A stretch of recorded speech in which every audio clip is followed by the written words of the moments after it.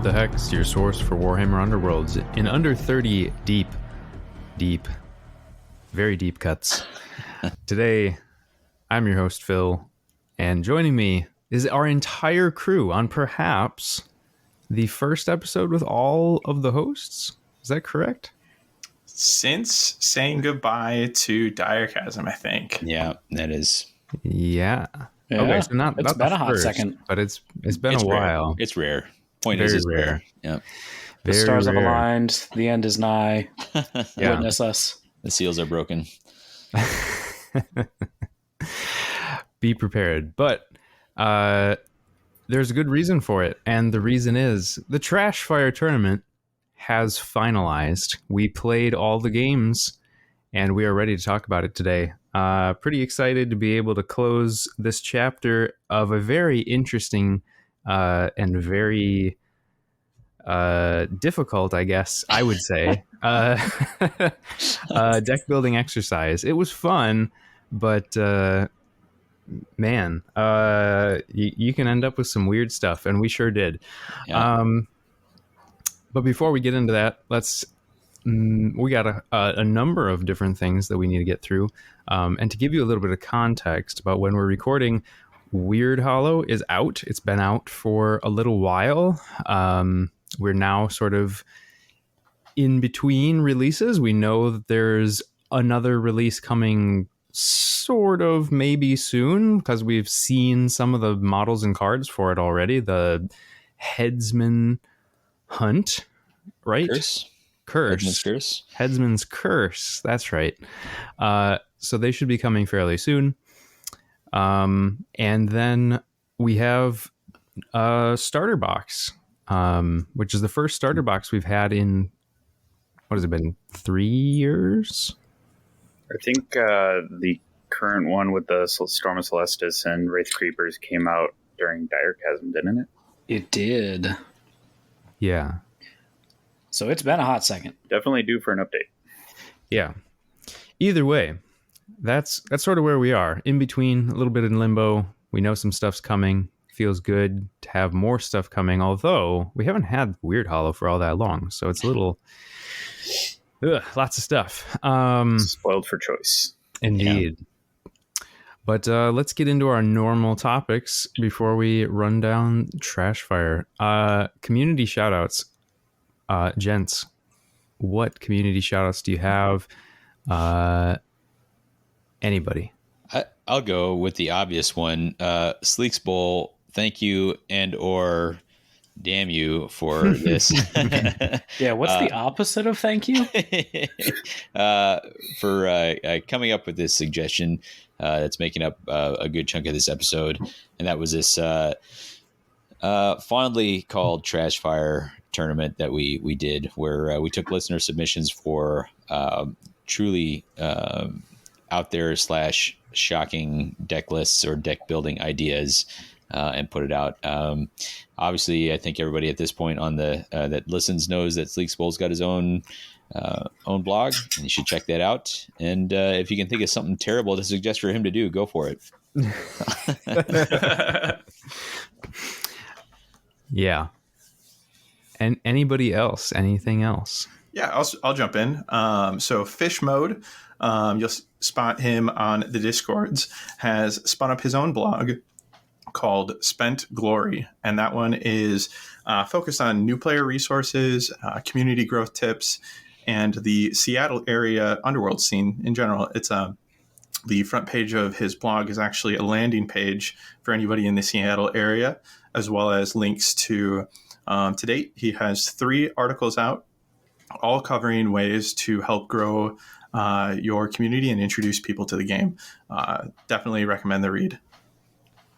Awesome. That's always super great.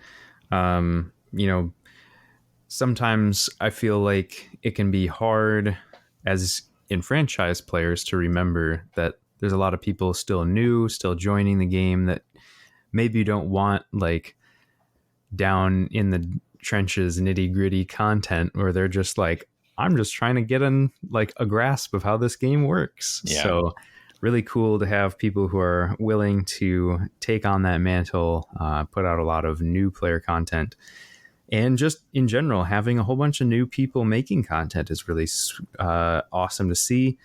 I mean, it feels like somebody's always spinning up some sort of new blog or article or YouTube video, which is really great to see. Shows a lot of growth in this community, which gives me hope for the future of the game. Absolutely. Good word in there, by the way, enfranchised. Yeah. Few of those $5 words, if you will. We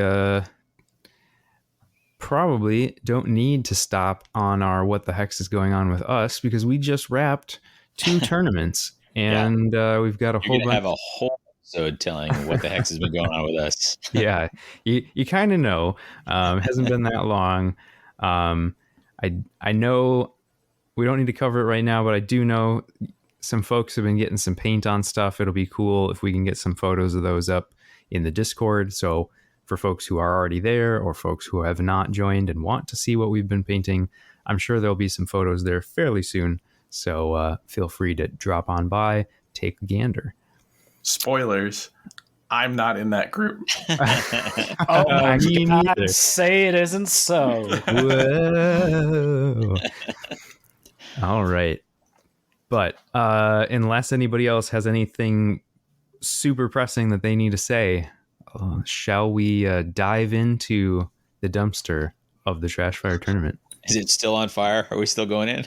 I think it's smoldering at this point. Okay, all right. My maps. It's gone out. The wreckage has settled. Some amount of trash has risen to the surface. The cream of the crop, if you will. Yeah. Of the dumpster. That cream is definitely curdled. All right. So I guess it's probably pertinent for anybody who maybe hasn't been paying attention to the thread here since we started this quite a while ago. This Trashfire tournament is an idea that we had where, as Davy mentioned, we polled the community of our listeners to see, hey, what if we did this tournament where we played a bunch of weird off-the-wall stuff that you guys suggested, and then we had to figure out how to run that idea in a tournament amongst ourselves and figure out who is truly the top dog of what the hex when it comes to playing weird, bad decks. I won't spoil who it is, but for those playing along at home, get your guesses in now.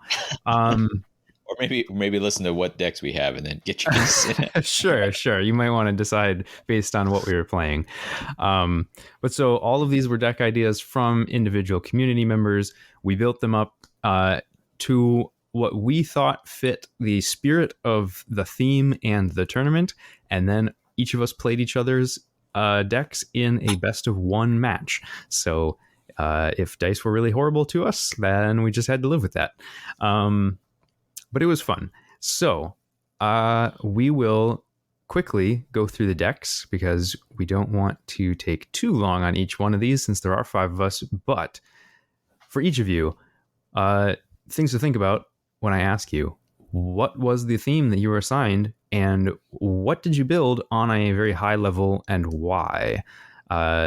Davy, how would you like to lead us off? So Lathanum gave me that old black magic, specifically with a song, which that's tip of the hat, sir. That's a great touch. But didn't specify that. He kind of let me dig my own grave where I DM'd him. I was like, "You're talking about Thedra magic build, aren't you?" And he's like, "If that's what you think I'm talking about, that's what I'm talking about." I was like, "Oh, okay. Well, guess I'm locked in then." So that's where I ended up on the old Thedra magic build for Godsworn Hunt. What that meant was that she has one objective in that deck, which is Magical Apotheosis, where it's a surge for 1 glory. If you can manage to cast a spell that needs 2 successes, then you can score it.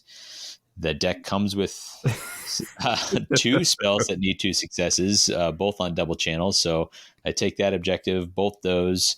I take her Thedra's Path, which gives her a free channel. And then I take a bunch of Gambit spells to kind of bulk it out. So I think I had 3 other Gambit spells on top of what already comes in Godsworn for a for a deck that is half Gambit spells, half normal Gambits, some magic stuff, and then because I'm putting my whole game plan into a single 1 wound or a single 1 defense 3 wound fighter, which doesn't get any more defensive on Inspiring. I took some of their defensive Gambits, and then the rest I just was like, well, I'll do Godsworn things, so toss them in. I guess the only other weird one is I put Bag of Tricks in there to try to dig specifically for this combo, so I could get the magic stuff to start working. And that was kind of what happened. So yeah. I will say, honestly, thank you there, because I've always wanted to build the Magical Apotheosis Godsworn deck, and now I never want to again. So Yep. It's a good thing to get out of your system, right? Yeah. It was great. You got a taste, a lot, and now you lot harder. It's that thing where like almost any Underworlds deck I build, before I build it, I'm like, this deck is going to be unstoppable. And then when I get into the process of building it, I'm like, actually, this is way harder. I don't nearly have enough card slots for what I want to do. And in this case, I didn't start with the presumption that this deck would be unstoppable. And so the nadir of the deck building process was quite low, but it was fun. It was good to return to this warband. Absolutely. There's another one of those words, nadir. That's a good one. Josh, what did you bring for your Relic Rulebreaker? So my Relic Rulebreakers came from Joe Cody, and I would also like to say thank you and the opposite of thank you to him, because my deck building experience was exhaustive. So the premise of my deck was that I was given great freedom, phenomenal cosmic power, if you will. Yes. But also itty-bitty living space. So I was in the Relic format, so I've got all these cards at my disposal. But I could only use cards in which the warband that I was playing was pictured in the art.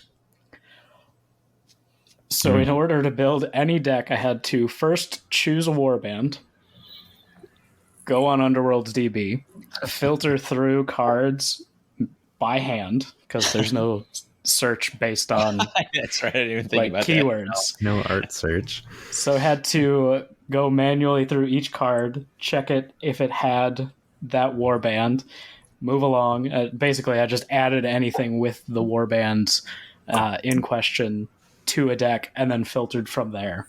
Mm-hmm. Whew, how long did that take? That process took about probably 20 to 30 minutes per warband. Just that process. Not to mention the deck building after that. Oh, so you didn't even narrow it down to one warband first? No, because it was basically my process was, okay, I have a couple of warbands that have my interest for this. And then some of them were good, some of them were not so good. Once I had the filter. So ultimately, I settled on Mollog. And I gotta say, the deck building process was very, very interesting.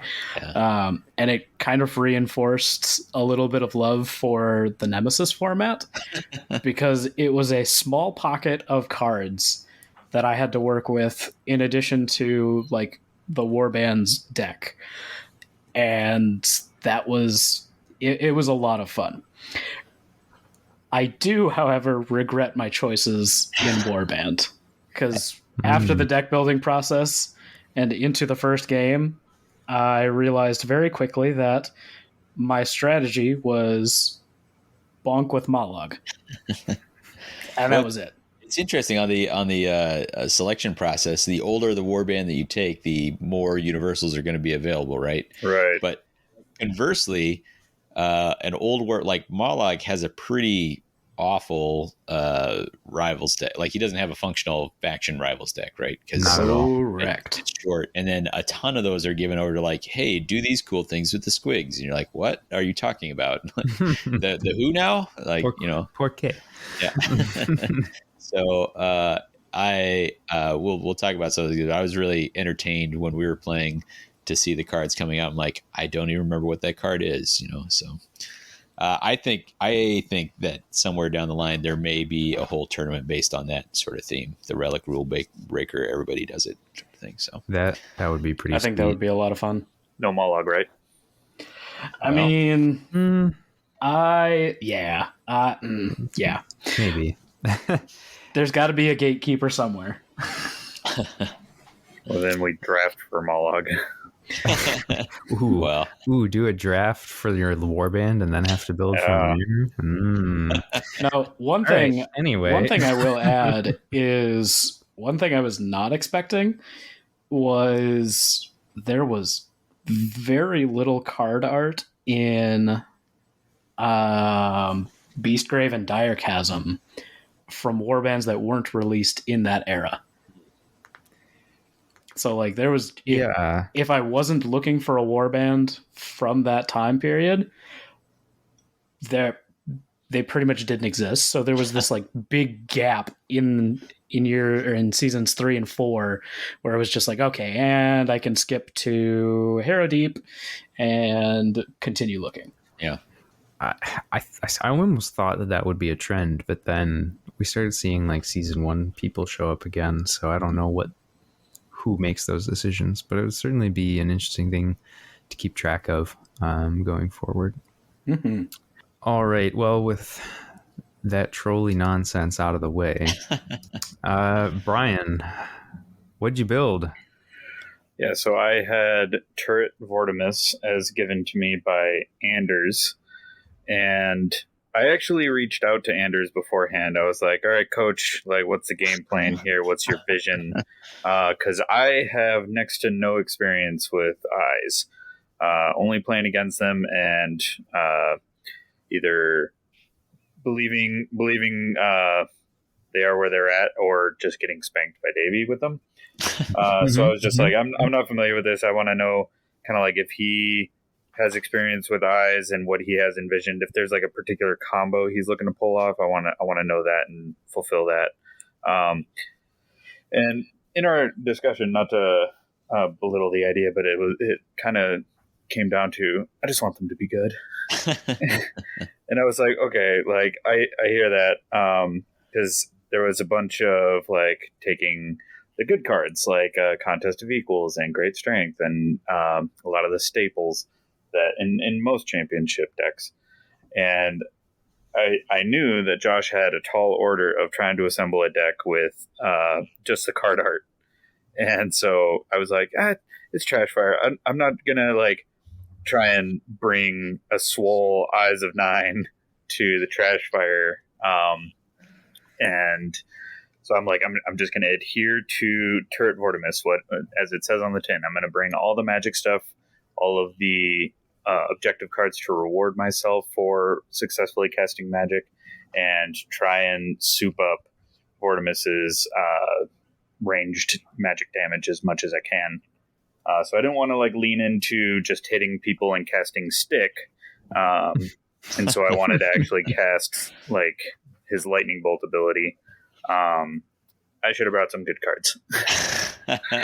Yeah. And Contest of Equals would have been great because that helps get the fuel going.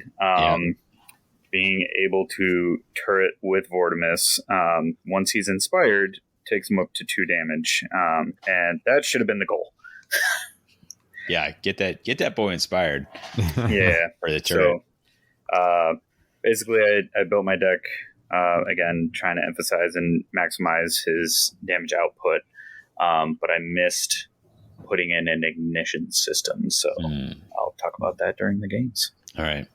Yeah. Skyler. Sorry, one moment. I did also throw a crazy curveball in there, and we'll talk about that later because it did not work.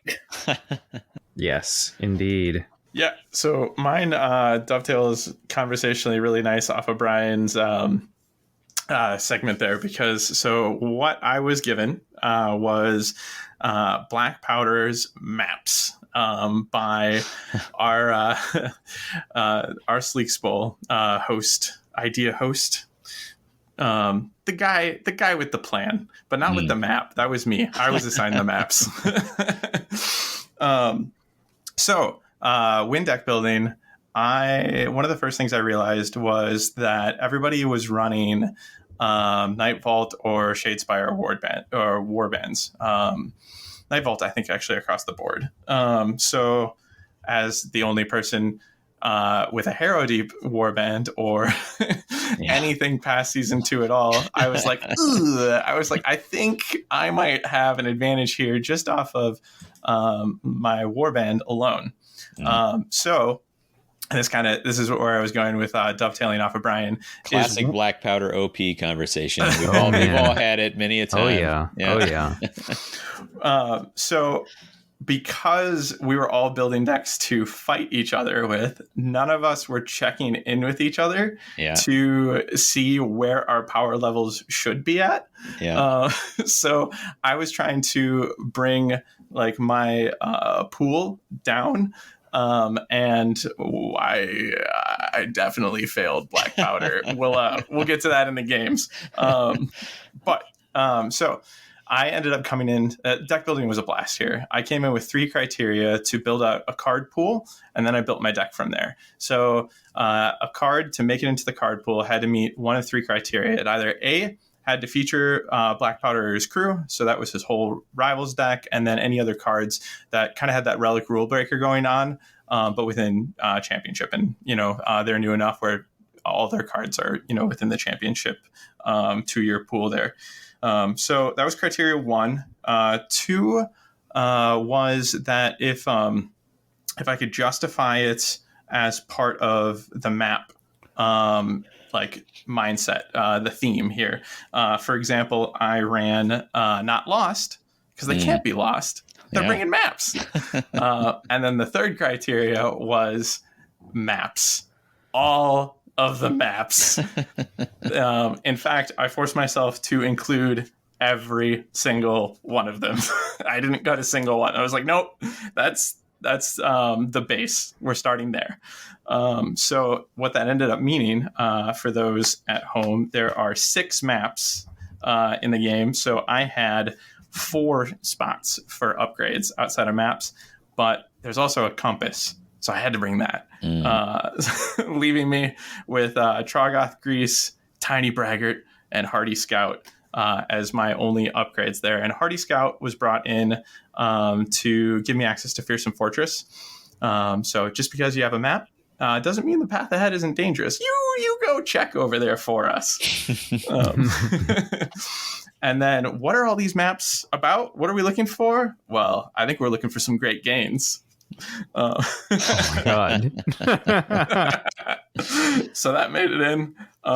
And Trace the Ley Lines was another end phase that I really enjoyed fitting into this build, because of course we'd be able to. We've got them right here. Makes sense. You know exactly where they are. Exactly. But I will say, if I could do it over again, I did this build a disservice in the Surge department. With the criteria I shoehorned myself into, I ended up with 4 kill surges, and with the focus of the theme being on the maps, by hurting myself in the Surge department, making those really difficult, it meant I couldn't get the map game plan online. So as much fun as I had building this deck and adhering to the theme, I think to serve the theme, I should have picked some more reliable surges so that we really could have seen the map theme come to life in each of my games. Whereas in most of the games, it was really hard to get the maps online. But we'll get to that. Overall, I had a blast. And that is what is important. We are all here to have fun. Speaking of fun, I was given a very broad choice for deck build.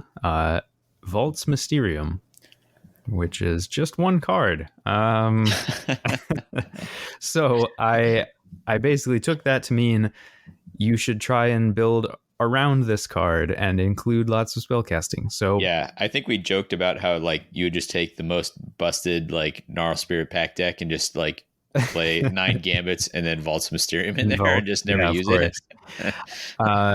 But I decided, yes, I should lean into actually using the card. And for the folks who don't know, Vault's Mysterium is a domain that makes it so that all wizards get +1 spell level, but if you roll any crits, you get feedback damage, and you take an additional damage from that feedback.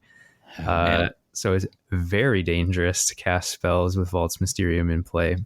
So I thought about a couple different options of who's just good at casting spells, but I ultimately landed on Ilthari's Guardians because, one, it's a bit of a deeper cut. You don't see them very often. And two, if I happen to roll a crit with Ilthari while she's casting, she'll heal herself. So if I'm playing Vaults, I at least don't have to take 2 damage and almost die because she only has 3 wounds. So that was sort of the starting point. I built out the deck to be at least 50% spellcasting tech. I think I ended up with 6 spell related because I had Vault's Mysterium and then 5 Gambit spells in the Gambits. And then I had a few different spellcasting upgrades, including the Order upgrade that makes it so you can't take backlash damage, which I did actually end up getting to use once, which felt pretty great. But overall, spellcasting in this kind of a deck build is not that reliable, and it felt like it ended up just being the Gallenhand's Vault's Mysterium show, as he just stood around with an axe and did all the work while Athari is like, look at me cast magic and not do anything. Yeah, in case it's not immediately apparent to everybody, there's a lot of magic builds in here and they're all built pre-Wyrdhollow. So yeah, which was an interesting sort of like happenstance. There was like all these ideas with magic. I don't know if everyone just had Wyrdhollow on the brains. They're all like magic stuff. Well, I think Wyrdhollow hadn't been announced when this was determined, right? And so we were all trying to make magic work when magic was next to non-existent prior to Wyrdhollow. And the community felt Trashfire material was in the magic realm, right? And as we were like building our decks and beginning to start playing some games, Wyrdhollow was announced and then released, and we're like, do we just include Wyrdhollow and like wrap it in? And we're like, no, because if magic's coming back, then magic doesn't suck and it's not Trashfire. Fair. I do remember that discussion now. Me and Vortemis over here like, yeah, that's a good point. Oh yeah, guys. Yeah. Sounds great. That's great. But yeah, that was my deck build. I should say the idea for Vault's Mysterium that came from Console. You can find him in a number of the different Discords, but definitely shout out to everybody. And I guess I think I don't remember exactly when we did it, but the way we decided on these was actually just completely random. We had a list of all the submitted ideas and we drew them out of a hat. And everyone got assigned one. So if anybody because we did have multiple submissions by the same person, so we felt that we wanted each person to submit one. We didn't want to, because there was like, I think Sleekspool had a bunch, and so we didn't want like half of us playing a Sleekspool recommendation where everybody else. So once one person's recommendation was drawn, the rest of their recommendations were no longer viable. Like, we still have that list, but we wanted to make sure a lot more of our listeners and some people who submitted got to see theirs played out. Absolutely. And so there was no picking, no favorites here. It was completely random and kept with the theme for sure. We had no idea what we were going to get. But as Brian mentioned, speaking of when we started to play games, let's recap a little bit. So there's too many games to go through blow by blow, talking through every single game in detail. But I think it would be good to give the highlights or perhaps lowlights, depending on your deck or how you were feeling that day, about your games. I think maybe the best way to cover this will just be to do a similar thing where we can just go through the list of everybody again. But let's go in a different order this time. Skyler, how about you start us off? How did you feel about your deck in your games? What were some of the things you'd like to mention? Yeah. So right out of the gate, my first opponent was Brian. And it did not go well for Brian. I think the score ended up being something like 22-3 towards the end of that one. OP, wow. And I came out of that riding like a confidence high. I was like, oh yeah, this is gonna be good. And I was like, oh, good thing I reined this deck in. Well, I proceed to not win a single other game. Next up was Josh's Mollog, and he did me the kindness of letting that game only go a single round. Yeah. He reminded you who the true big boy on the block is. I'll let Josh highlight that match a little more. But on this side, I ended round one with no glory and had one fighter alive. I believe it was Pegs. And I was like, Josh, we're done here. And shook his hand. It was like, good win.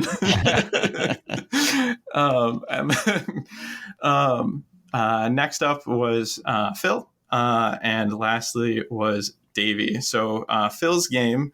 Phil, we had a lot of fun with ours. I remember laughing a lot.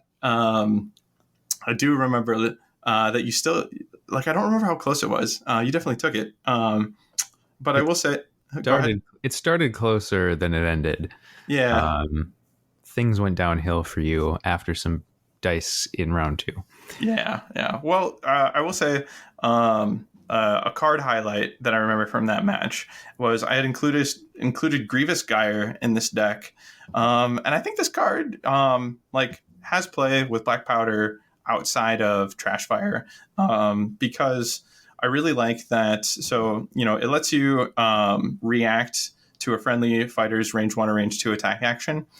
So what that meant for me and Blackpowder was if I went in with an uninspired fighter trying to get that light-fingered reaction off and I failed that attack, well, all of a sudden I'm not inspired. And if that target that I went after, was going to be able to attack or even support, in response, I could instead go, I didn't inspire. I'm, don't have that defensive boon. I'm going to react with Grievous Gyre and scatter away. And so it kind of gave me a safety net for, when the attacks weren't landing and I wasn't getting that defensive profile up. So that was nice. And then after that game was the one against Davy. And this was definitely the highlight for me of the Trashfire tournament. Jason Murray, if you're listening, it was against Godsworn Hunt, and I lost epically. However, it came down to Pegs once more, but this time instead of calling the game, I let him do everything he could, and let him cook. In round 3, he killed no less than 2 fighters and was able to get enough glory to grant me great gains as well. He scored 7 or 8 glory all on his own. Yeah, I kind of remembered his 9, but it was in that range. It was like, I was like, surely this isn't happening. This is the same fighter that had put, was it Unlikely Tiny Braggart on? Yep. And then accidentally broke it with Unlikely Hero. Exactly. Like in his attempt to be an unlikely hero, he broke his tiny braggart and then failed his charge in round 2. So it was just like this like downward spiral. And I was like, okay, well, I'm just on cruise control. And I'm like, I might actually lose this to pegs. Like what's going on? Oh yeah. And that was such a fun moment. The tiny braggart. So I was 7 away from, or I was 6 movement away from where I needed to be. And so he had 4 naturally. And I was like, how do I make this happen? Like I lost like every other fighter I could to like really like score my hand at that time, or score anything in it. And I was like, I need to get him up there, or like I'm going to score 0 here. And I was like, okay. I was like, oh, I was like tiny braggart and unlikely hero both say +1 move. That's all I need. It's like, all right, tiny braggart to pegs, and then unlikely hero. Here we go. And Davy's like, wait a minute, doesn't unlikely hero say choose? And I look down and I'm like, yep. And he's like, that's okay. Like, you don't have to play unlikely hero. I'm like, definitely just did though. I was like breaking tiny braggart and coming up. Oh boy. Disaster. Yeah. So that was my Trashfire experience. Well, it sounds like a great experience. A lot of ups and downs there. How about Davy? Since we just left off with what sounds like very interesting game from you and Skyler, how about you let us know how the rest of your games went? Sure. I think my first one was against Brian, so it was a little Night Vault matchup. Had the Godsworn running against Vortemis, and this one I just kind of like put the dice in Brian's hands and let him do his thing. I got Sean inspired, and apparently defending on 1 shield is like the most powerful thing in the world. OP Sean. Yeah, I can fail on my own. Thank you. Sean was like standing, just getting assailed from all sides by his entire warband, and just being like, well, it's no big deal, whatever. I was actually it was something like 6 attempts, or like 6 attack actions, not actions, but like spells or whatever. Yeah. Any one of them could have pushed him into the lethal hex adjacent to him. Yeah. And that 1 dodge defense was all he needed. So that whole time I needed sudden. I was trying to do this to get sudden demise off and really get the ball rolling and get the key turning. No, 1 dodge defense was all you need to take down the Eyes of 9. Well, that's where you messed up, because once I inspired him, he was on 1 block, and then he was all set. So much better. It was so ridiculous. I was holding. I think it's called Dark Destiny. It's a gambit. It's actually a pretty good gambit that that Warband has. It's a 50-50 to just not die instead of dying, as long as you were killed by an attack. And so I was holding it in hand, and I was like, well, if I need it, I'll use it. Just buy myself like an extra attack. I like held it the entire game. It was insane. I was like, oh, all right, I guess this doesn't matter. So got off. We did have a pretty cool flurry of like both of us failing like 2 or 3 gambit spells in a row. Real flop fest, but I was getting the attacks. Yeah, it was great. Yeah. I do remember at the end of that game seeing the opportunity to maybe score Magical Apotheosis for the first time in my life. Except I had Thedra was so far away from Vortemis, who's your only surviving fighter, that she had to take, I want to say, 3 move actions just to get close enough to cast it. But she did, and I failed it. So, boo. But there'd be more chances later in the tournament. Next up, Phil. We had that Elthari matchup. This was kind of like a real kind of back and forth early on, because you were healing up and I was coming in with some like killing blows but missing them some here and there. But then I did manage to kill Elthari herself. And we had decided that we would use the new Wyrdhollow rules, even though we didn't build with the decks with them. At which point you, I think, salvaged like 6 cards in a row. Yep. Yep, and just kept drawing into more spells. So I was like, well, get those out of here. Phil's like, I'll salvage. I'm like, I'll pass. I'll salvage. I'll pass. I'll salvage. I'll pass. I'm like, wow, I think he's going to deck himself out. Does he, is To the End in play here? What's going on? So, oh, man, if only. And then you still had kind of way back in, but I did the classic Godsworn thing and cast Enfeeble on Gallion. The true classic. Yeah. You hate to see it. Yeah, I put Gallion on one damage for his attack, which, despite my low health pool, meant that he couldn't possibly kill enough people. Even because you were like, what, 3 block, fully supported, or you had like all the defensive upgrades. Had all the upgrades and duelist speed, so you're just going to surf through the whole warband. But that was the plan. But then I made it where mathematically couldn't happen, and also got off Magical Apotheosis, I think. So that was a lifetime achievement for me. Yeah.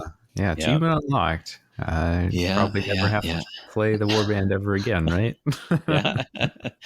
And then I got to play Josh, and I got to. So the one thing that was going for me is there's 2 big guys in this tournament. There was Mollog and there was Blackpowder, and one thing that Godsworn can actually do pretty well is spike damage really fast, and I managed to run in and do a 6 damage hit on Mollog at the end of round 1.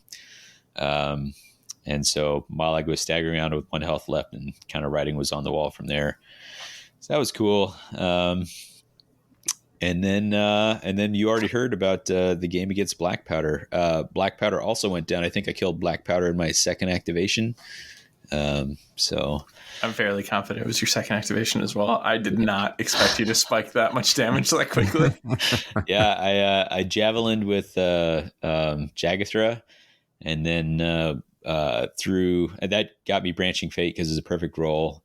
And then I put maybe there was a defensive roll that helped out. Basically, I managed to lay Glory Seeker and great strength on Deshand, and then gave him inspiration or inspired attack, and came in with a 4 fury, 4 damage cleave attack to do the last 4 damage to Blackpowder. I thought I was on cruise control until Pegs went crazy mode. So, yeah, going ham. Yep. But I also managed to hard cast Magical Apotheosis in this game. So I scored Magical Apotheosis not once but twice in this tournament, which is 2 more times than I ever thought I would score it in my life. So, so if nothing else, that was pretty excellent. That was my experience. So what you're telling us basically is that if you want to win a tournament, you should definitely play Black Magic Godsworn Hunt. Yep. Take that going forward. Yep. Take that. They are still the best. All right. Raise your hand, listeners, if you thought Godsworn Hunt took this tournament when you heard those decks earlier. Yeah, I think having done this, I'm contractually obligated to go join Battle Mallet now. So, well. See you guys. It's been nice knowing you. Yeah, well, we had a good run, right? Good riddance. Oh, no. Oh, wow. So, Josh, Davy recapped your game here fairly recently and said that it was pretty cool. I would like to get the other side of that story, please. So before I get into that, did all of us have our first game against Brian? No. Okay. Well, 3 of us took our first game against Brian, punched him in the dirt, and then moved on with our lives. It could have been Vortemis turret build, but it was Vortemis trampoline build. Everyone We just springboarded on past. I'm not in your pocket when it's a garbage receptacle that's on fire. How sad for you. So, moving on. My second game was against Skyler, and it was, as he said, mercifully short for him. Go on. So, first activation. Okay, let's talk about cards first. So, cards in my hand, I had 2 +1 damage gambits. I had 2 push cards and an upgrade. I forget what upgrade it was because it didn't matter. So first activation, I gave to Skyler, and he used it in such a way that was inconsequential. I don't remember what he did. I think it might have been a ranged attack that failed. It could have. I don't remember. So at the start of this game, he longboarded me, and I was like, "Oh, gross. Okay, okay." And then he put Stalag Squig in my territory. Oh, that's right. And I went, "Oh, thank goodness," because to me, I was like, you're playing right into my plan. Like, I already beat Brian, and now I've got a Stalag Squig to sit here and inspire my animal force off. I'm like, right, because you were hoping to get light fingered off on him. Whether or not you actually like killed him was inconsequential. I remember now. Yep. So he took that first activation. Stalag Squig just sat there and took it like a champ. Did not yield. So first activation, using one of my push cards to push the Bat Squig into range, charged at Blackpowder, and ladies and gentlemen, an uninspired Bat Squig on 2 swords managed to roll exactly 2 swords, make a successful attack, and deal 1 damage to Blackpowder. Not much worth writing home about, right? So Skyler made another move. I forget if it was against the Stalag Squig or the Bat Squig. Whichever it was. Missed. Did not make it through. Yep, it was the bat. Did not. So swung at the bat, missed. And so this next power step, I threw 2 +1 damage gambits. And Mollog starts on 3. So for those doing math at home, I too took out Blackpowder in 2 activations during this Trashfire tournament. Yeah, me too. It just kept. Yeah, no, that's okay, Brian. It's no, you don't. Shh. It's okay. Aww. Little did I know I was at that 5 health vulnerable sweet spot.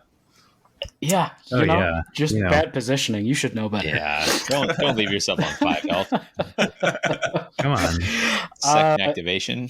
And it just went downhill from there. I did not miss a single attack for the entire first round. And so by the end of round 1, there were a lot of dead bodies, and none of them were mine.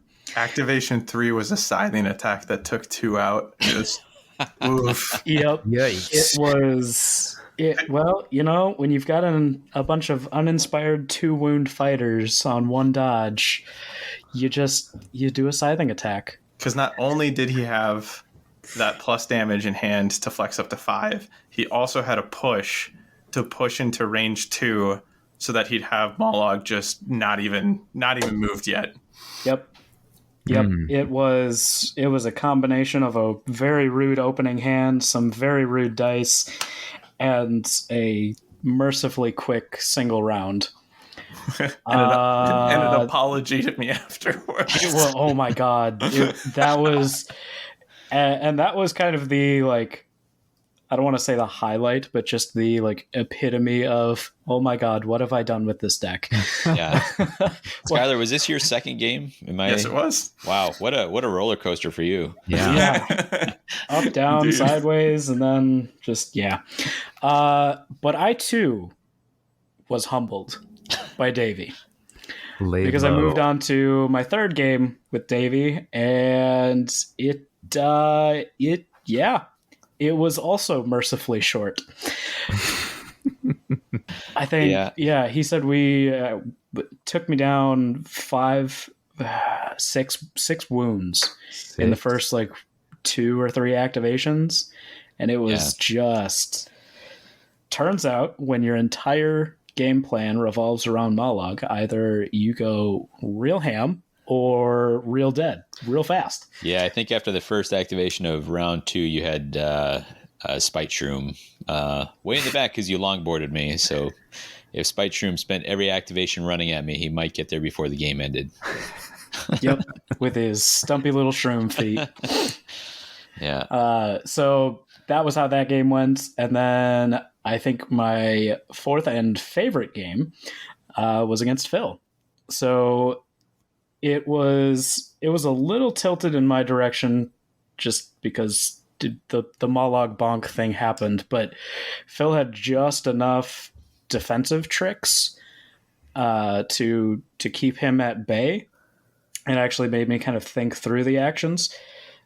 And for the first time in Wyrdhollow, and I would say the only time since, I used the stun action. What? Yeah, I Yeah. forgot you did that. So You do it with Stalaggsquig? Who did so it? no, I used the bat squig. So it was Okay. one of those where it's like, okay, he's on 3 defense, he's got a reroll, he's got a guard token. Like, okay, I got to do something to chip away here, and it worked. I stunned him, took that guard away, and had the stagger token, and from there it was a lot more just throwing dice at the problem until it fixed itself. But there was some positioning where I think, oh gosh, was it duelist speed you had on him? It was. It was, and it was one Story of those where checks it's out. like, okay, you have pushed me back after an attack, and you either have to close the distance or that's game. Like that's the end of our game right here. I'm charged out. You are also charged out. Like there's no more attacks. We just cycle cards until we're done. And eventually came down to dice happened, and Zach Galifianakis was taken down. Zach Galifianakis. Evidently. Yeah. I don't know that was my favorite game of the tournament, but it I certainly understand. it certainly him. was. It was a close game. I will give you that. And yeah, like I sort of mentioned, the deck ended up being a lot of Gallingham trying to be a hero, while everybody else was just sort of flailing around, doing not a whole lot. Was that Galifianakis? Oh boy. Let's not make that a thing. But yeah, so I mean, it's how it goes. At least Othari didn't immediately die in that game like she did against Davy. That one was more just like, I can't do anything. Just getting wrecked. But so Davy was my first game, so I was obviously feeling pretty good after getting my butt kicked to start things off. I then played Skyler, which, like Skyler said, that was a pretty close game. It was fun going back and forth. I managed to take out a lot of the small, high defense guys early, which helped a lot. And so it was like a back and forth positioning game, which was actually pretty heady, and allowed me to sort of pull away to a point where by the end of the round 3, he only had Blackpowder, and so it was sort of like, I'll just play keep away, and I know you wouldn't be able to score enough. So Yep. just kind of being rude and not letting you turn on your maps and stuff. While we were talking about the match, I remembered like what made our game so much fun, and it was like, because it was close, like at the start of round 3, but I only had Blackpowder left, right? Mm-hmm. And I'm looking at my hand and I'm like, how am I going to make this work? Like, I didn't have a target within reach, for first activation. And I think you made me go first. I did. Yeah, that was rude. And I'm like, I gotta charge. I think. Yeah. And then I put myself in a position where I was hoping I was a big juicy target for you, that large fighter status. I was like, yeah, come on. I dare you. And I had some counterplay in my hand, but you just started walking away from me. I was like, what? Where are you going? Yeah. Gallenhan just took his stick and went home. Yeah, very, very fun one there. And then went and got smacked around by Mollog a little bit, as we discussed from Josh's games. And then rounded things out with Brian. Yeah, it didn't go well for Brian. The casting copy paste it every game. Oh boy. I don't know. I don't know how many casting rolls you made, but I don't remember any of them that worked. Trauma works like that. I don't remember any of them. Yeah, right. You just block it out. Just block it out. Phil, did you ever get Vault's Mysterium down? Actually, yeah. Okay. I got to play it in two of my games, and I got to in this game against Brian, I did get to use it with the upgrade that makes it so you can't take backlash damage. Oh, and sick. And I actually got to kind of go off a little bit with Elthari, which felt pretty good, although it was definitely overkill. I will say it was very unnecessary. Elthari overkill. You've heard it 1,000 times. Oh yeah, you hate to see Elthari just all the time. You're just like, man. Let's be real here. It was not Elthari. It was Galahanakis. Okay. That's what happened. Oh no. I feel like everyone contributed though. Everyone got in a little bit. A little bit, but I remember the axe is bloody. I mean, against the Eyes of the Nine, really, any fighter can take it. Yes. I didn't kill a single fighter. It's true. Phil, thinking about Vault's Mysterium, I remember it didn't come up in our game, but I want you to know that's okay, because I like to think that you cast it in Brian's game, because he did. Because that's how you killed Vortemis for me. I don't think I killed Vortemis. Oh, I mean... Are we talking about my games now? Yeah, we're definitely going to talk about your games now. We have to. Well, that's up to you, Brian. So I was talking to my therapist. It's okay. Safe space here. My one regret is I came into this with hope. I thought Period. I thought I had cooked something up where Vortemis was going to be able to do some damage and take some heads. But joke's on you all. I got to play a bonus 5th round. So we'll talk about that in a moment. But starting off, I started with Josh. Again, I'm coming in with high spirits with this deck that I'm just like, it's bad, but it's going to be fun. I did not emphasize enough in my deck building to get Vortemis inspired to help him cast right away. So whether it be those items that I did have, like upgrades to help him more consistently cast, first needed glory. So if I couldn't get a kill with like Kacharik, which I tried to avoid just leaning on Kacharik because I wanted this to be turret Vortemis. If I couldn't get a kill early and Vortemis didn't just get a successful range attack off to where he could inspire, it wasn't a good game. I didn't have a good game. So first round against any of them, but against Josh, Vortemis is just kind of sitting in the back with like little sparks coming out of his hands, just come on, and nothing's starting. I did get a kill with one of the other Gribblies because I would charge Vortemis and then go, oh yeah.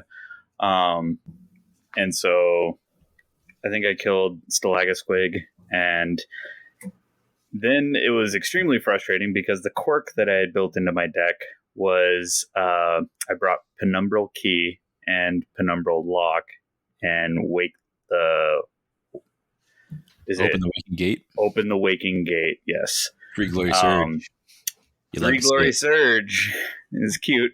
I like that your build was turret Vortemis, and you're like, not janky enough for me. I'm going gotta turn it up to 11 here. Because I'd always seen Can we jump around a little bit and talk about who you actually used that on? We'll get there. Because my thought was that I could give that upgrade to the horror, and if Turret Vortemis is just being a turret and staying alive, then I could just resummon the horror and open the Waking Gate, and then when it opened, it would kill the horror again. So no ultimate loss. I also was like, I don't really care about the 2 cultists. There's backup horrors if I need it. The person I used it most on was Vortemis. So I think 2 out of my 4 games, I ended up taking Vortemis out with Open the Waking Gate. And that was the source of the most of my glory. But to finish off my match with Josh, I don't believe I opened the Waking Gate because I never had the glory to put the lock or the key onto a fighter. I think Josh was being merciful with me, and Mollog was standing in range of Vortemis, just bonking everybody else, going like, "You gonna hit me? You gonna? Okay, you gonna? No, okay, I'll hit the brim too." Bang! Like, you want to bring the blue back? Oh, you charged. Okay, it's just whack-a-moling until he's like, "There's no other targets left." Home run, just knocked his head right out, and was like, "Okay, cool." So then my second game was against Skyler, and I was like, okay, I didn't bring the fuel to get the ignition started to get reliable casting and have Turret Vortemis go off. Still hasn't inspired yet. So against Skyler and Blackpowder's maps, I did have Vault Mysterium in hand because I brought that too. And I play it, and I proceed to double crit myself to death. It was extremely short. I honestly don't remember much of what happened because I was just like, he inspired and took 2 damage, and then I was like, okay, now I'm gonna start turreting, and he took 2 more damage and died, and I was like, okay. Skyler, did I open the Waking Gate on that one? Yes, it was. I think I did with Narvia, right? Okay. Yep. So. And then I'm like, well, at least I get to be cheeky this time. And she was my last fighter, so it was foolish. All these games, I was just like, I'm just trying to... It was... Half the goal was trying to open the Waking Gate just because I'm like, what else am I doing? I'm dying. I talked about lifetime achievements, and you've got one of mine right there, which is score open Waking Gate. That's incredible. In 5 games, I think I opened it 3 times. Wow. All right. Yeah, not exactly on the mission statement of Turret Vortemis, but it was cute. My second game was against Davy, and that didn't go well. It was the Sean show. I'm sure Thedra was doing other things, but I'm just like fixating on Sean, and like once again, he's right next to a lethal hex. I have sudden demise in hand. I'm just trying to get him damaged and knocked into the lethal to get this ignition started. And 6 different attempts to get that engine started, and it never did. And I just got wiped out. I don't believe I opened the Waking Gate against you. No, no. I think you discarded it very late in the game, and I was like, whoa, what's going on there? Yeah, the cards just didn't come up in the right order. I didn't have all the pieces. So yeah, Sean, infamous. Always the game winner. Still doesn't change my opinion of Gutshorn. And then my final game, before my final game, I got my bonus round in. I had just come off my defeat with Davy, and we were at a league night. And Ben was like, I only have a Rivals deck to play. And I was like, well, this is worse than a Rivals deck, so let's give it a try. And I'm so sorry, Ben, but that was the only time Turret Vortemis actually went off, which is why I'm mentioning it. I'm not trying to brag here, but it was like Turret Vortemis actually hit his first range 3, which inspired him and Kacharik, and then it was on from there. And it did work. The theory did pan out, and he just 2 damage lightning bolt. I got an extra damage upgrade on him, so he's doing 3 damage lightning bolts. And I used, the casting reroll, the innate lightning bolts to get things off, and he was just going zap, zap, zap, zap, zap. I think he was now. What Ben was actually playing was not a Rivals deck, but Championship, because he was, I believe, and maybe I got this wrong, but I believe he was playing Magic in a Bottle Hexbane. I think so. Oh my gosh. He was part of the Trashfire and he didn't even know it. Yeah, he wanted to make Hexbane hunters as much wizards as he could.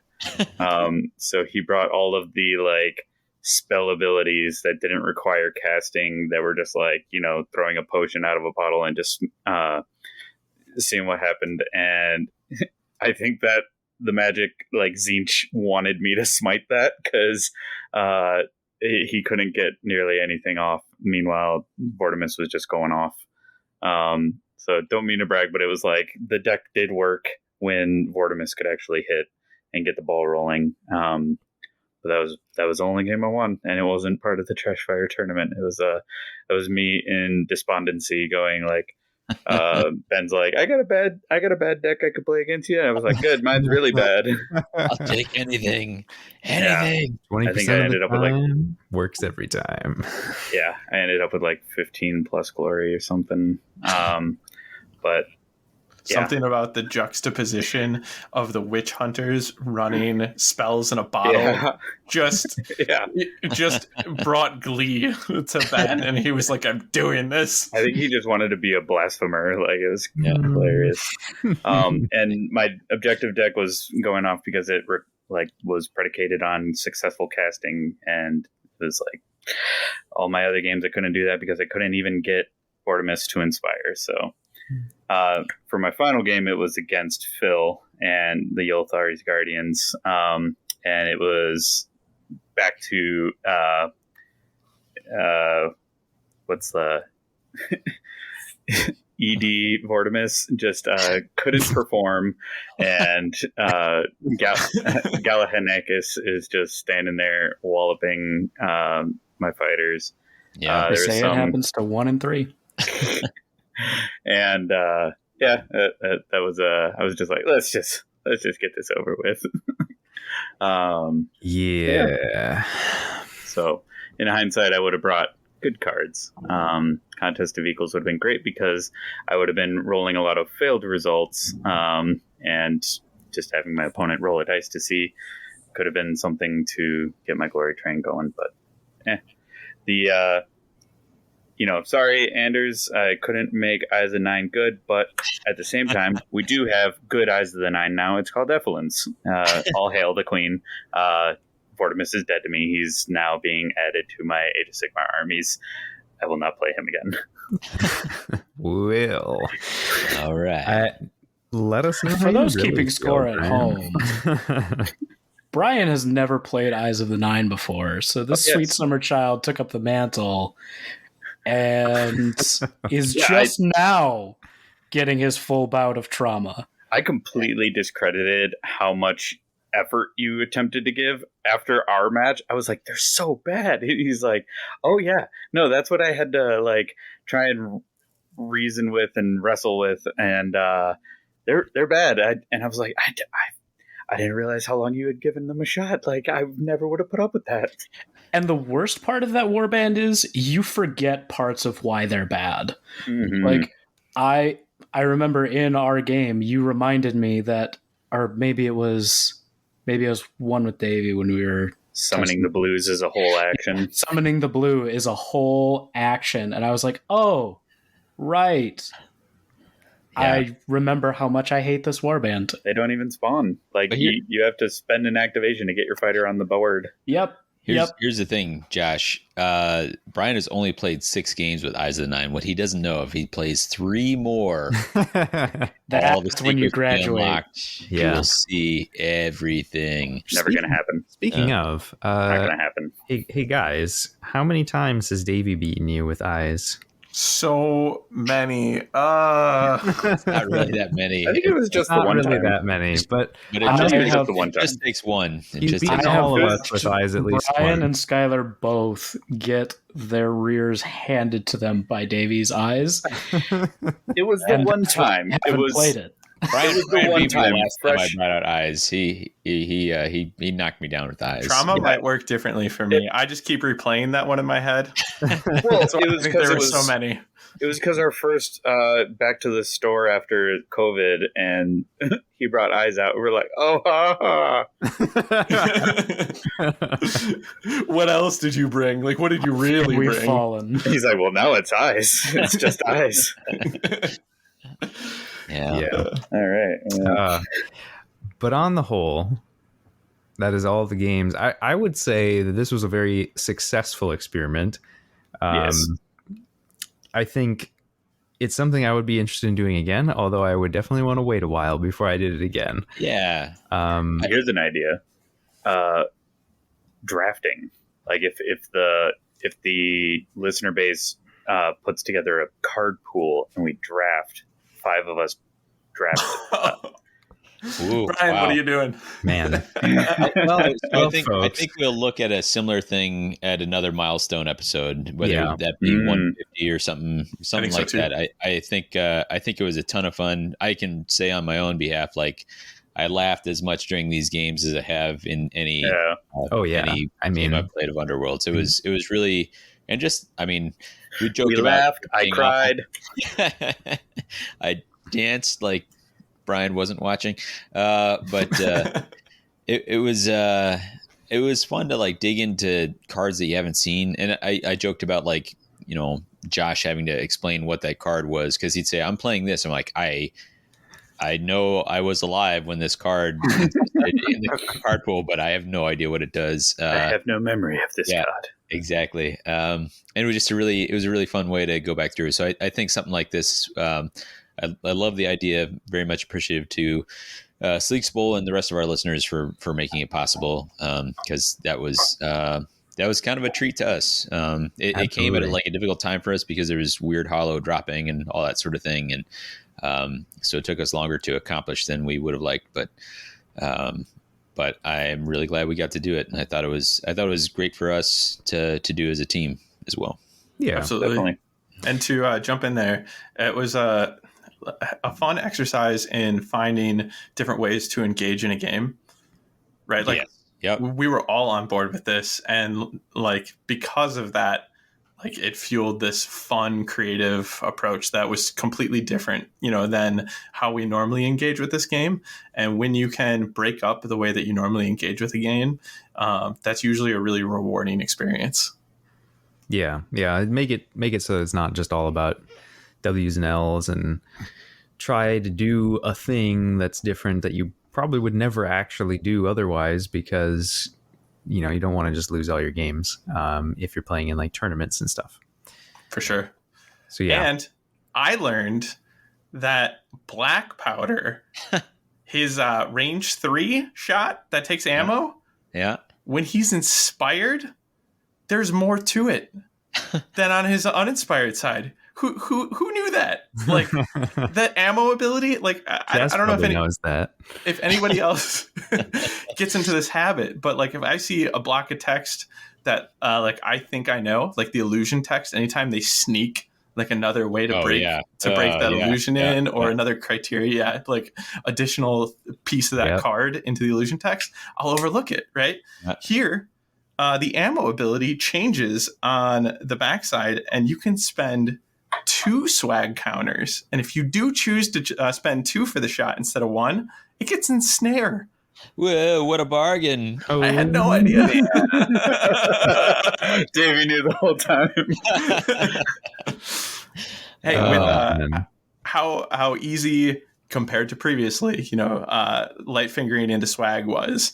Like I could see that really coming up these days. I mean, that was like a little bit of a side story on this, is like when we were playing, even though like I killed Blackpowder so quickly, like ever since that errata to Blackpowder, every time I play, I'm like, oh, these guys are legit. Like I think Blackpowder is kind of cool. So yeah, no, agree. Yeah, got legs again. Yeah. Well, folks at home, if you want to let us know anything about maybe what you enjoyed about hearing about this, or if you've got ideas for what's coming up when we do something like this again, if you're like way off in mad scientist land and are like, hey, I've got ideas for you, let us know. But we actually have a double feature here for you. So we just had another Madtown Throwdown event, and this one was Nemesis format. We're trying to go back and forth. So this one, our previous one was Champs, this one then being Nemesis. And Skyler, you were gracious enough to take the TO reins this time around. How about you give us a quick rundown of what the format was looking like that day, what the overall tournament structure was, and give us a little taste of what you decided to do for scoring. Yeah. All right. So what we set off to do was a best of one event. That's what we were advertising. And we were advertising 6 rounds. So going into this one, I was imagining that we were going to be playing round robin, and that we were, because I wanted everybody to, like, the focus was more on playing games with other people and seeing what other people brought.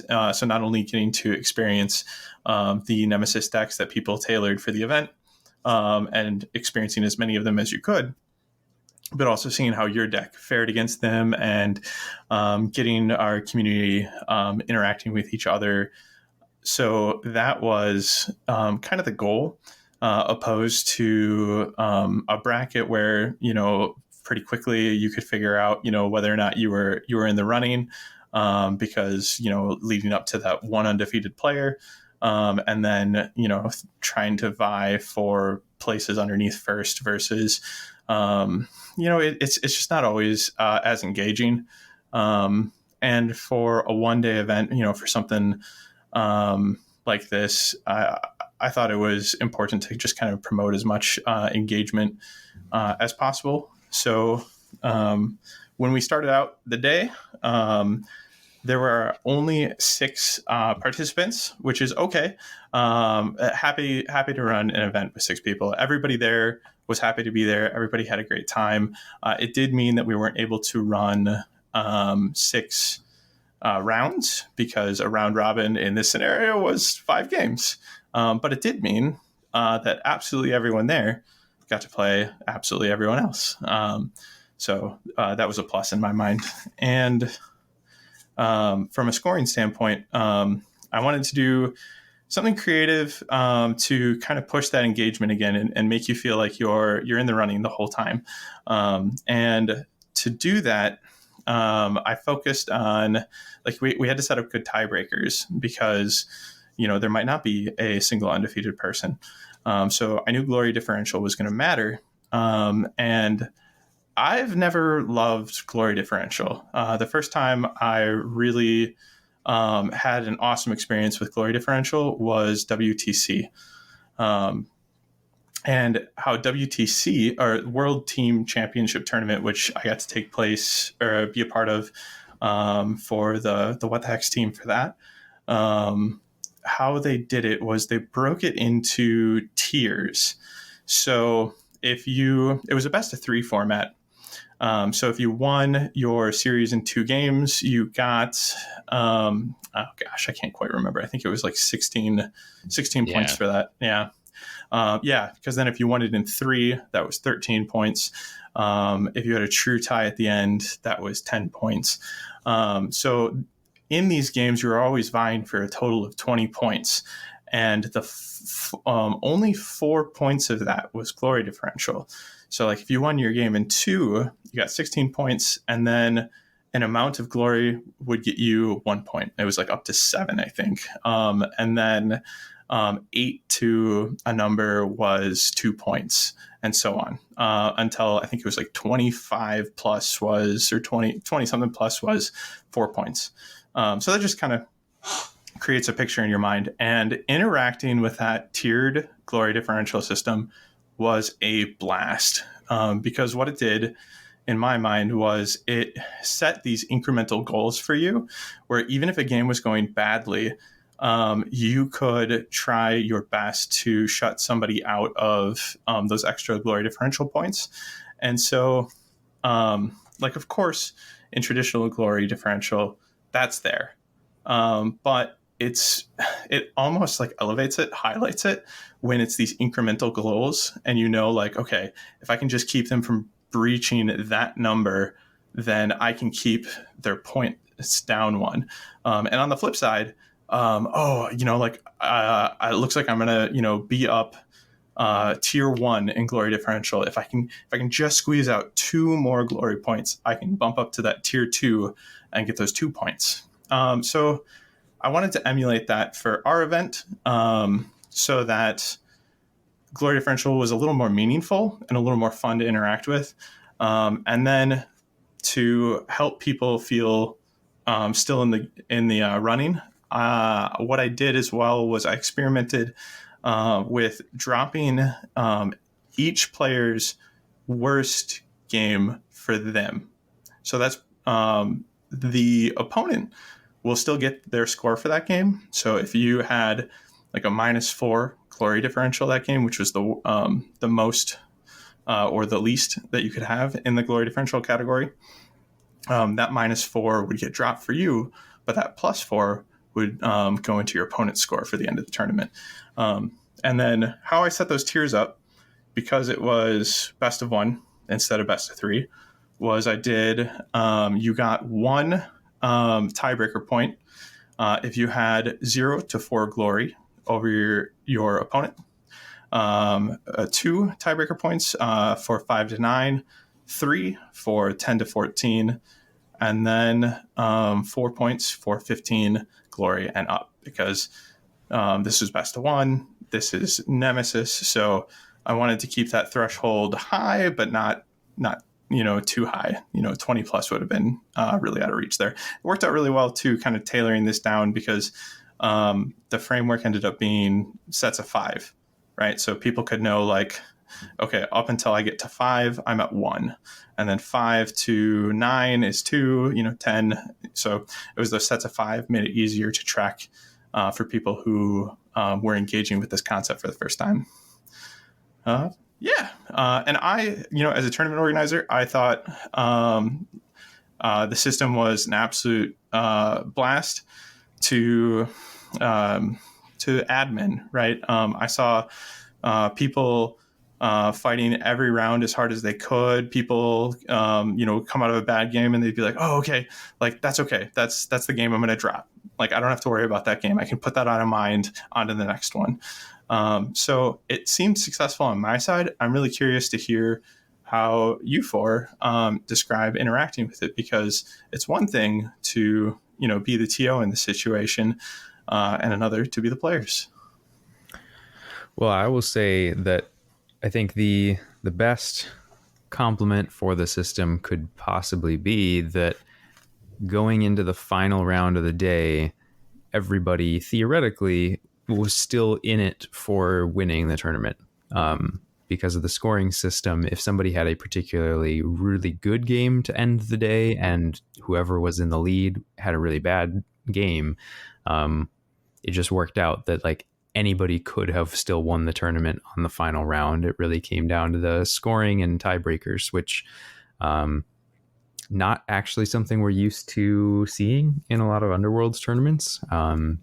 Who's going to come out on top is usually just between 2 people or maybe 3. So I thought that was super cool. Yeah, it was something to do with like that format and the round robin sort of situation. I know after round 2, like every player in the tournament was 1-1. Yeah. And if you're dropping your worst, then you're at that point effectively like 0-1. Like, okay, well, everything to play for, Yeah. I could be effectively undefeated moving forward from here. That was kind of a surprise, but it was, I'll tell you this, it was like almost a hard thing to mentally shake. Because yeah, right. After that first loss, I was like, I'm kind of busted at this point. But to be like, oh wait, I'm still in it to win it. Not used to that, Well, cool.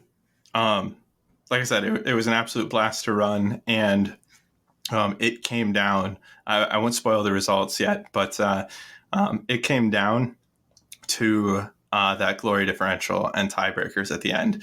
I was watching the last game wrapping up, and the two players in that game, one of them scores 4 glory points over his opponent. And I was like, and you're sure your final score is 14-10? I'm like, yep. All right. And then I went and I, counted it up, and had it been 15-10, that would have been the tournament right there. Oof. So it was really exciting to see how much it ended up mattering. So some pretty cool stuff, pretty tight games, tight tournament, fun. I thought actually doing round robin, we actually get to play everybody. Obviously, with a larger tournament, you don't really have time to do that, but it was nice to switch things up. I thought it was a great adaptation to a lower player count, where I got to see. I knew exactly what everyone brought because I got to play against it. That was kind of a fun touch. Yeah. And speaking of having fun and playing against everybody, I think a good way to recap this tournament, since we are doing this double feature here, and we've given you a lot already. Let's run through and say what were you playing? What was your favorite match that you had in the tournament? And what were some of your Wyrdhollow observations? Because this was our first tournament with Wyrdhollow being legal. Davy, how would you lead us off? I'll start out with the favorite game. I very much enjoyed many of them. Brian and I had a particular interesting, real. I've said it before on this podcast, but Brian and I end up with these really thinky matchups often, and I felt like I was doing it even though even though dice definitely played a factor in ours. I guess I should say I brought Steel Hearts. I brought Steel Hearts paired with Fearsome Fortress. The only other time I tried this deck was when Skyler wiped me out in one round. 1 round plus an activation, I think it was, with his Branch and Claw Iltharis, which was very humbling. But I thought they'd been done a little dirty by that outing, and so I was willing to try them again. But my favorite was I got to play against Ben. Ben was taking Rippas, who I obviously know very well from previous experience playing them. What's that? Paired with Beastbound Assault. Yeah, Rippas with Beastbound Assault, which yeah. Whoa. I had kind of an incredible thing where Oberyn, who starts with knockback, managed to hit for 3 damage and then use knockback to send one wolf, I think in the first case, Mean Eye, all the way into a lethal kill with a single attack and a lethal. And then in the next round, my very next activation with some pushes was the same play, and Oberyn then killed Stab It with the same lethal. So there was a big pile of dead dogs and goblins in there.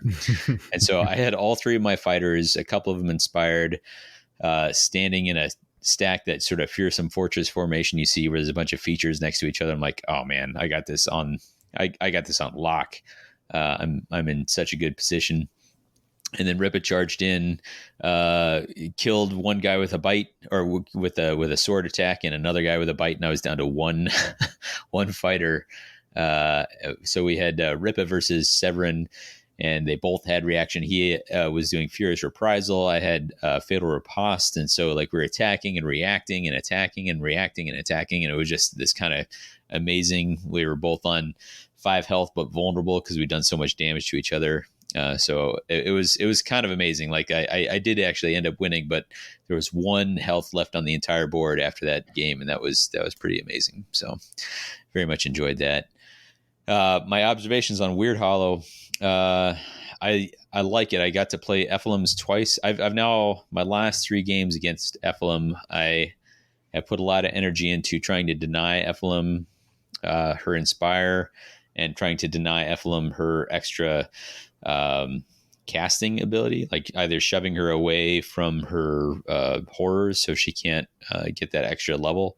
And despite having effectively in the last 3 games, she never took an inspired activation. I lost 2 of those and won one of them. The horrors are just pretty good even if she's not around. So it's a really good warband, and I just don't have any experience against them in championship, and I'm looking forward to that. So that was my take. I had a great day. I was really glad to get out there. Absolutely. Well, Brian, how about you? Yeah, so I was one of the 2 FLM players. I paired mine with Seismic Shock. Shocking. And my favorite game was against Josh. Josh also brought FLM, and it was a FLM Seismic Shock deck as well. So I was sit across the table. It's like, you bring Eyes of 9? I don't know. Did you bring Eyes of 9? You know, or 9 Fates. I mean, yeah. Screw Eyes. Wow. And so, you know, as this pairing off, we do our changing cycle, and we do very much the same thing. We're like, you stop. No, you stop. It was like a Zinchi moment of like staring into a mirror and which one's the real FLM. And basically the game played out where it was like a skirmishing match where we're not committing fully. We're just poking at each other to see if, like, can I get my glory first? Can I get my snowball rolling downhill sooner than him? And so we were doing these trades, you know, kill a fighter, summoned abomination. Now I play someone like, stop it.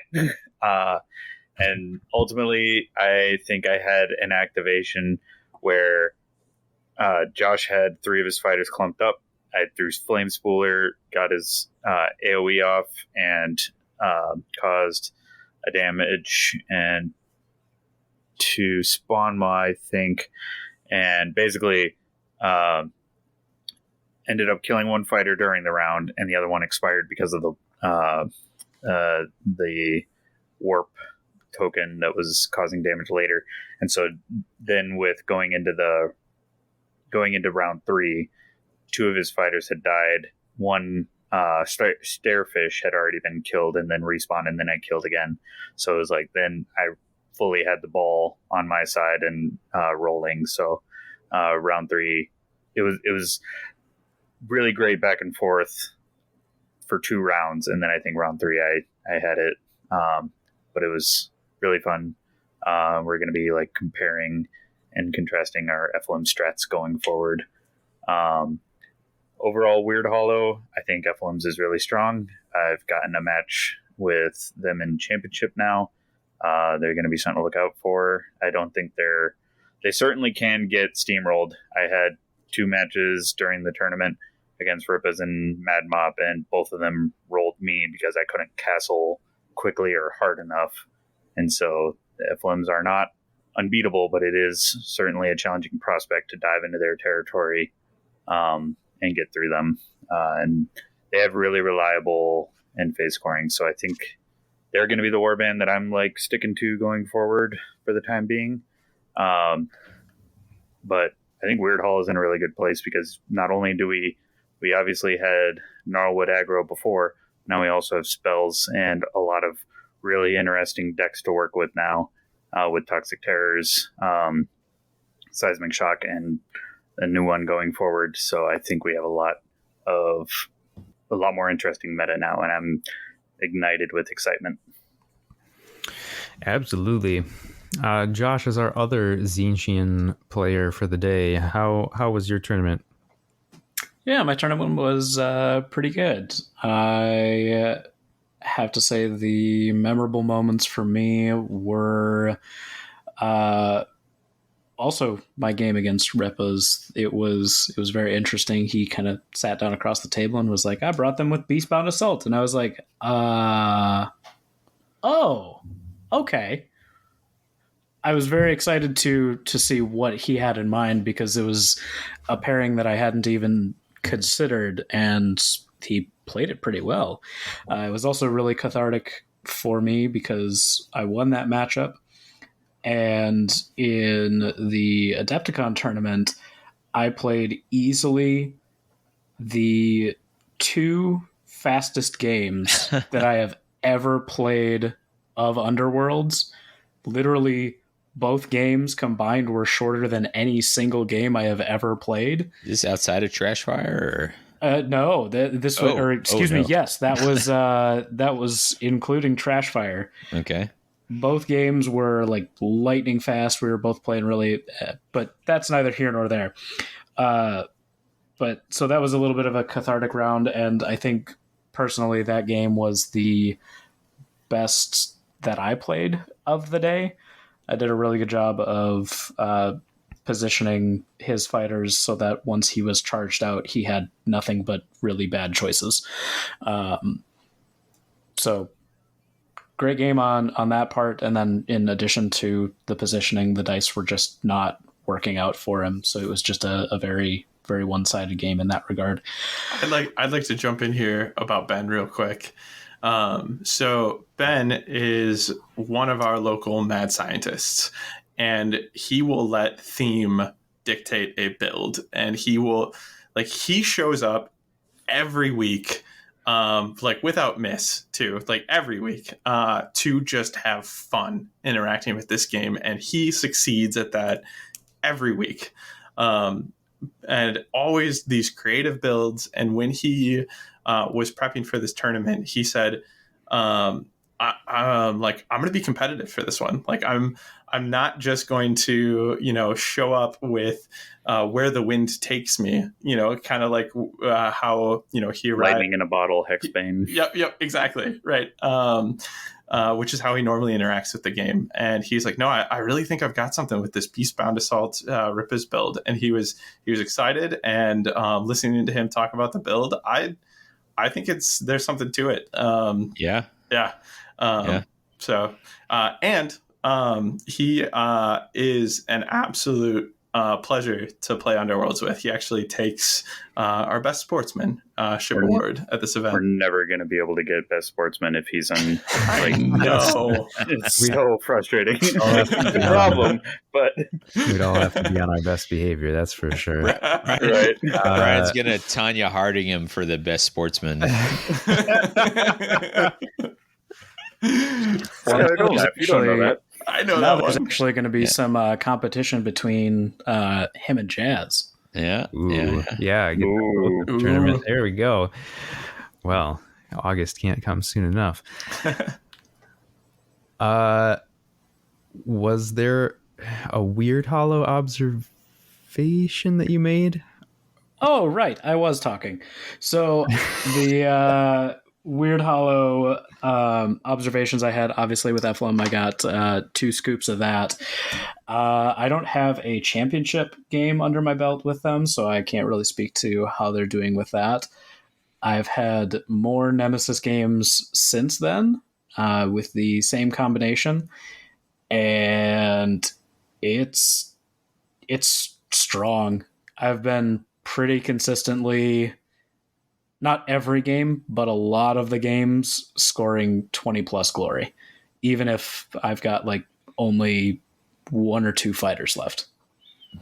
Yeah, their end phase is really reliable. They're that's very the thing. reliable. Yeah, in the game you and I played, Josh, like I got Eflum killed. I felt like I was in the driver's seat. And then there was like a crit and a crit or whatever that downed my last fighter. Mm-hmm. Like I'm still pretty safe. And then you scored like 6 glory in the end phase with two changers left on the board. I was like, what the hell? And just like, capped it out. You didn't need that much to win it, but it was just those end phases have been consistently so reliable. It's just hard to keep pace. Absolutely. Do want to give Davy a quick call out here. Leading up to this tournament, I just started a new job, and so my brain was on fire and had very little sleep. I made a goof at one point, and I didn't read a reaction properly, and I thought it had to be a successful attack action that I reacted on, and it ended up being a real feel bad because I was like, I should have healed, or I should have killed your fighter if I had like half a brain cell to my name. And Davy was a real hero in that moment and let me do takesies, backsies on that one. So props. Everybody gets I appreciate that. I could have been more of a hero. I think you were like, hey, like I forgot to do this reaction. I was like, well, literally nothing has changed. Like that they're, like, well, it probably feels bad. I'm like, yeah, it feels real bad. 'Cause you're like, if you let me do this, I win the game. And I was like, yeah. But it was literally like there was nothing in the game state that would have changed. So it was legit. I do recognize the feel bads, and I did want to call it out as just I appreciate that. You were a hero in the moment. And at all times, Josh. Always. Don't you forget it. No, it was I'm glad we have some Ephelim's reps here, because I think it's going to be something good to get a lot of practice in going forward. Absolutely. Well, I repped Damatans to be the contrarian in our group, which is good because 3 Ephelims would have been too much. I had a very up and down day, and I guess I will apologize here, even though our listeners probably weren't there, but I got very tilted on dice, and I felt bad about it afterwards because I was just like, man, this is ridiculous. And it was ridiculous, but at the same time, I could have been better about it, and I should have been. So I will say it publicly. I should have been better. And as a reminder, which we have had on other apps before, try not to get tilted in tournaments, because it will make you play worse. I never do that. Never once. But as far as games went, I thought they were all fun and good games. Damatans continue to be a puzzle that I'm trying to solve. Pretty tough warband to make work. Lots of different reactions to keep track of, timing for everything, positioning. But I really enjoyed getting to play against our eventual champion, Bobby's Mad Mob. It was my first time playing against Bobby. And he did a really great job with Mad Mob. And it was not, or at least it started out feeling like it was kind of one of those games where I was going to start snowballing and his stuff was just not working. I took out Wallop right away, so he didn't get a chance to do any damage with him, even though all my fighters would have been giving him the bonus damage. And then I was able to take out Toothdaga pretty quickly, so he was trying to do all his work with his leader, basically. And because of primacy and the strength of their end phase cards, he actually managed to keep the game pretty darn close. So props to Bobby, and props to Mad Mob for continuing to be a true nuisance in Nemesis, having that extra 2 or 3 glory spotted to them.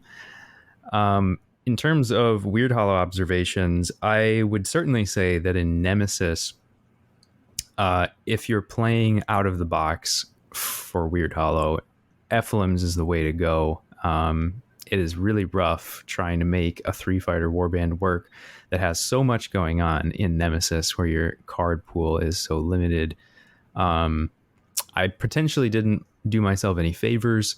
I did run them with Daring Delvers instead of Seismic Shock, but I felt like some of the ping options that you get in Daring Delvers were worth taking.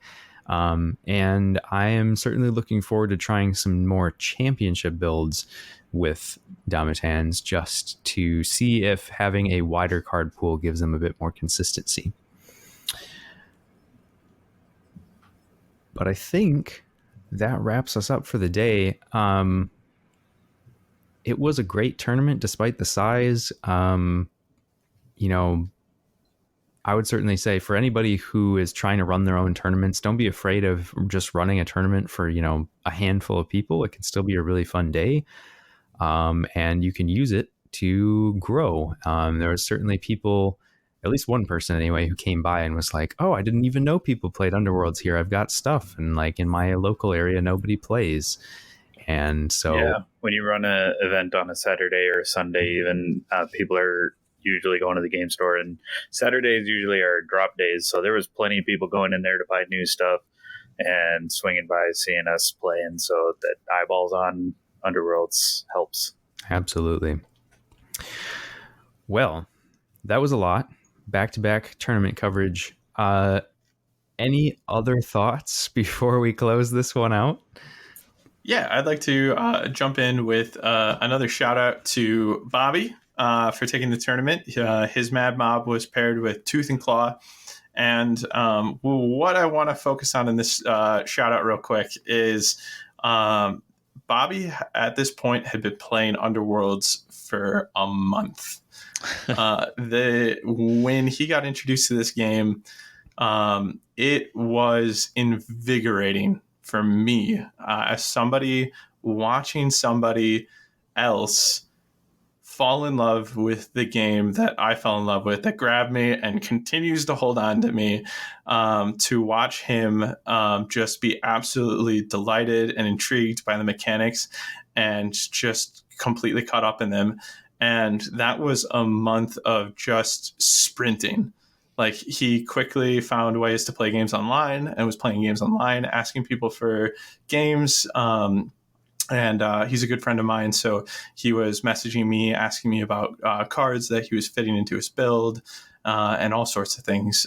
So a very well-earned win from him, and if that's what he can do in a month, watch out, everybody. He's gonna go take a Grand Clash easy. Yeah, he definitely thinks we're all suckers right now. Josh and I think have... we were talking earlier, and I was like, he's taking some really hard hits on the chin, and he's just like, wow, this is what this game's capable of. Awesome.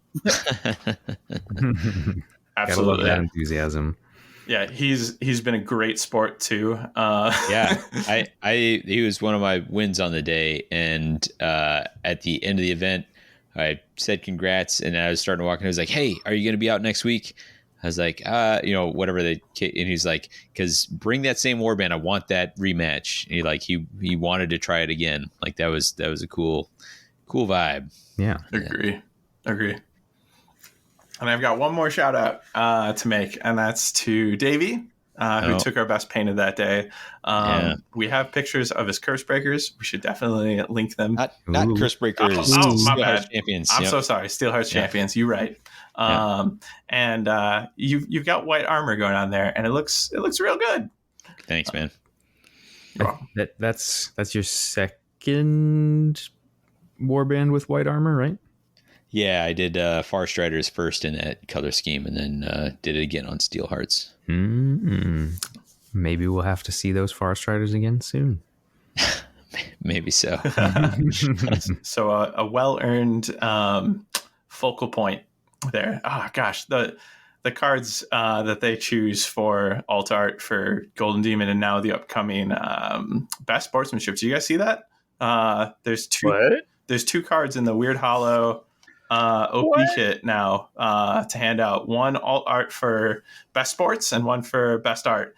That's amazing. And the Best Sports one coming up is phenomenal. It's what is it? It's Superiority Confirmed. Oh, that's incredible.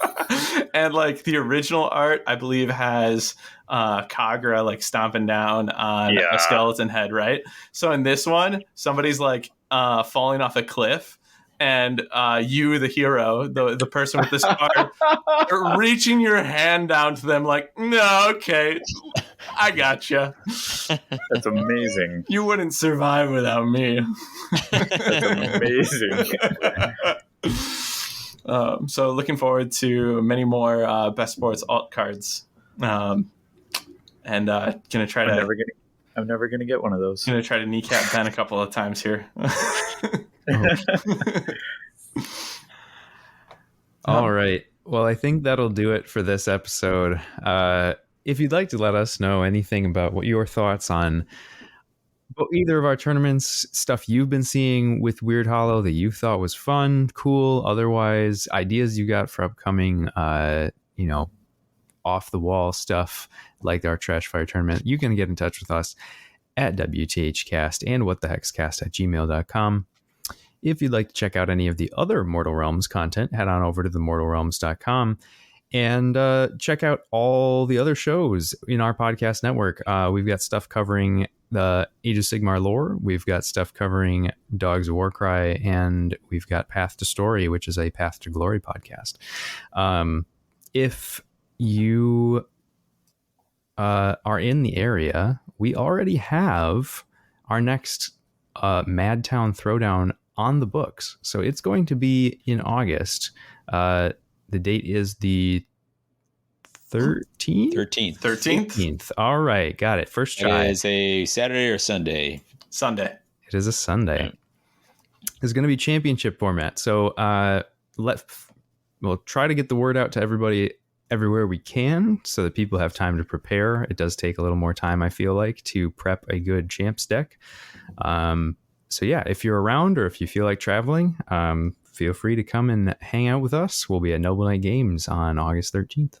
And there's an event page on the Mortal Realms with all the details. Oh, yeah. Yes. And thank you to Skyler for doing a lot of work on that page. Absolutely. Coming up next, we will have new release coverage. We've got a whole bunch of new releases incoming, hot off the presses. So stay tuned. It'll be here shortly. Davey, do you have a Flavatext quiz for today? Always and forever. This boy. one's a little self-serving. So this quote is not attributed to anyone. It is from the nameless narrator. For Thedra, the path to glory is lit by the burning fires within her soul. Apotheosis. Oh, it's a good guess, but it's not. It is a God's Horn. Sounds like you made that one up. It's an upgrade, which nobody has ever played except for me.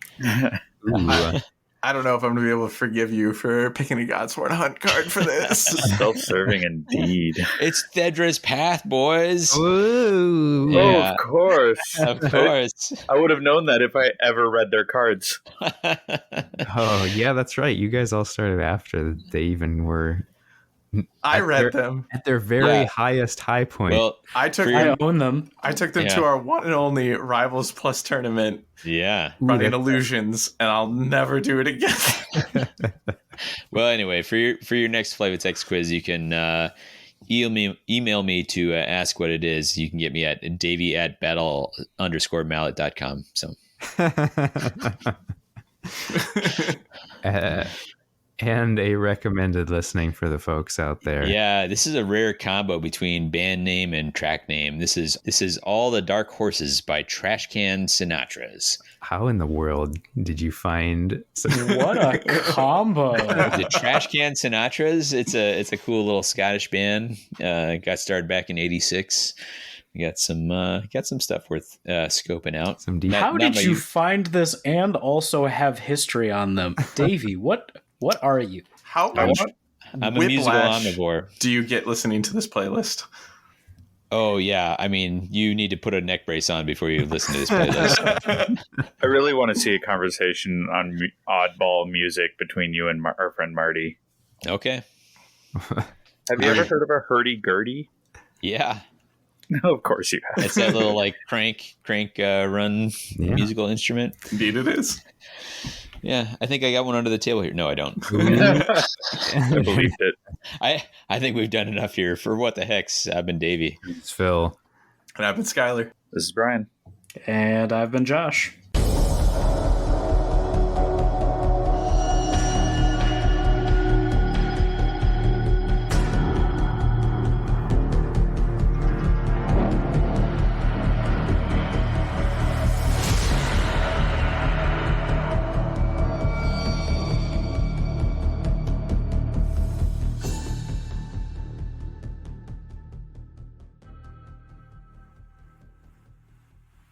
All right. I also missed an opportunity to crack a joke because I was muted.